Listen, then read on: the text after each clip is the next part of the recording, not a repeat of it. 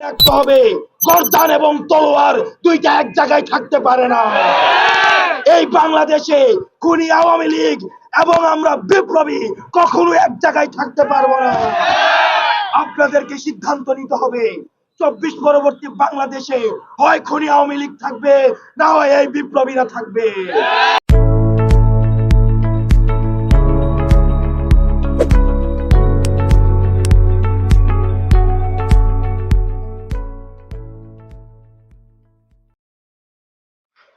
নারায়ণগঞ্জের সিদ্ধিরগঞ্জের পথসভায় বৈষম্য বিরোধী ছাত্র আন্দোলনের আহ্বায়ক হাসনাত আব্দুল্লাহ রাজনৈতিক পরিস্থিতি, তরুণদের হতাশা এবং ফেসিবাদ বিরোধী লড়াই নিয়ে কঠোর বক্তব্য দিয়েছেন। মঙ্গলবার 14 জানুয়ারি সিদ্ধিরগঞ্জ থানা শিমরেল সাইনবোর্ড মোড়ে জুলাই বিপ্লবের ঘোষণাপত্রের দাবিতে আয়োজিত এই পথসভায় তিনি আন্দোলনের ভবিষ্যৎ পরিকল্পনা ও লক্ষ্য তুলে ধরেন।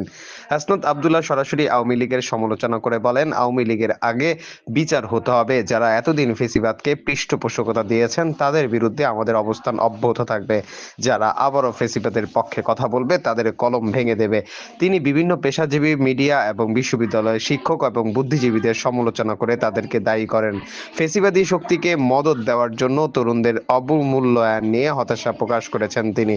তরুণ প্রজন্মকে দুর্বৃত্তায়নের এবং প্রগতিশীল রাজনৈতিক কারণে হতাশ হতে হয়েছেন।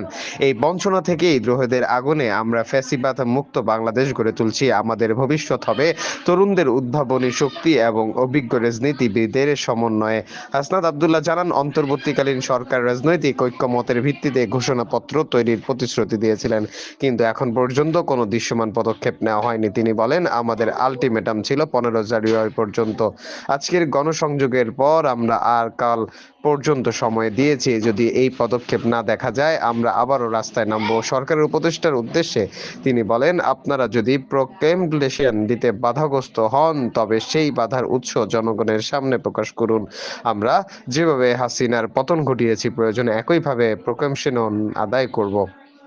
সিদ্ধিরগঞ্জ পথসভা ছাড়াও চাষারা, শহীদ মিনারে এবং সোনারগাঁও উপজেলার কাঁচপুরে গণসংযোগ করেন হাসনাত আব্দুল্লাহ ও তার দল।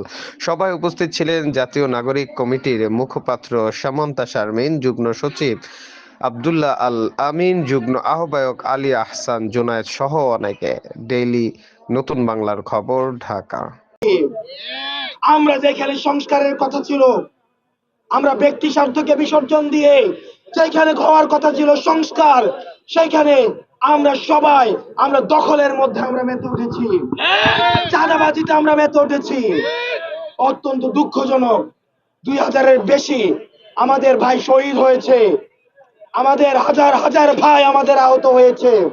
এইখানে অনেক আহত ভাই আজকে এসছে আমার সামনে, তাদের চোখে প্লেট রয়েছে, তাদের পা হারিয়েছে, তাদের হাত হারিয়েছে, তাদের আজকে কর্মক্ষম এখন অবস্থা নাই। তাদের সাথে আলাপ আলোচনা না করে আমরা দেখছি পরবর্তীতে কিভাবে ক্ষমতা দখল করা যায়। এই ক্ষমতা দখলের মহরতে আমাদের দেশের যারা প্রবীণ রাজনীতিবিদ রয়েছে তারা এখন সেই ক্ষমতা দখলের প্রতিযোগিতায় আজকে মত্ত।